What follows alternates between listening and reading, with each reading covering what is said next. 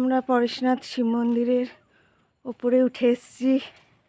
অনেক সিঁড়ি ভাঙলাম। এই যে সিঁড়িগুলো অনেক নিচ থেকে উঠতে উঠতে এলাম। সিঁড়ির ধাপগুলো কিন্তু খুবই অল্প অল্প ছোট, বেশি ঢালু নয়, সমতল। এই যে মন্দিরের বাইরের অংশটা, মন্দিরের বাইরের খুব সুন্দর।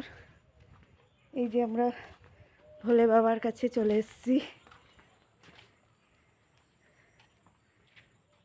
ওই যে একটা নন্দী মহারাজ, এই যে নন্দী মহারাজ, আর এই যে ভোলে বাবার পাশে বিষ্ণু মূর্তি।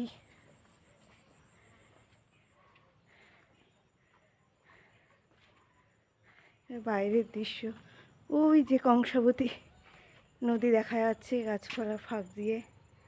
কত ধুতুরা গাছ, ধুতুরা ফুল ফুটে আছে।